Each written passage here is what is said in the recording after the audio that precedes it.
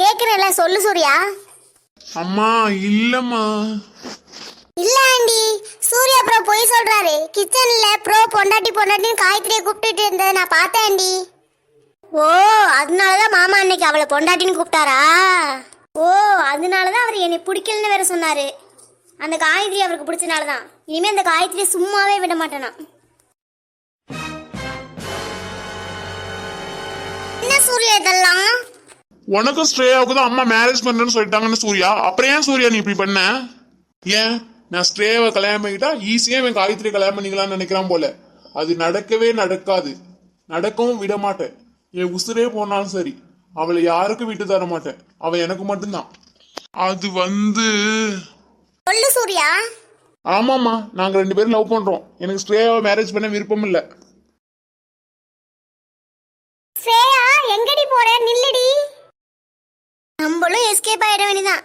இனி இங்க நின்னும் பேதி ஆயிடும் போல. ஏ ஸ்ரேயா நில்லுடி, நானும் வாரேன். நான் ரொம்ப செல்லம் கொடுத்தேன் சூர்யா.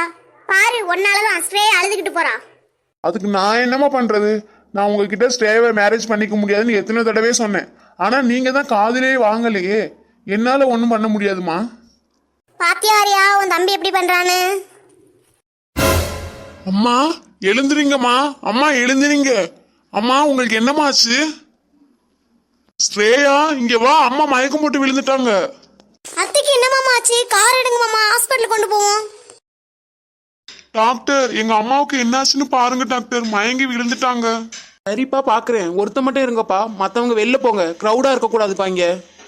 மாமா நான் போய் வெளில நிக்கிறேன், என்னன்னு பாத்துட்டு கூப்பிடுங்க மாமா. என்னாச்சு டாக்டர்? பயப்படுற மாதிரிலாம் ஒண்ணும் இல்லப்பா. அவங்க ஏதோ அதிர்ச்சியான விஷயத்த கேட்டிருப்பாங்க போல, அதான் மயங்கி விழுந்துட்டாங்க. இனிமே இது மாதிரி அதிர்ச்சியான விஷயங்கள் அவங்க கிட்ட சொல்லாதீங்கப்பா.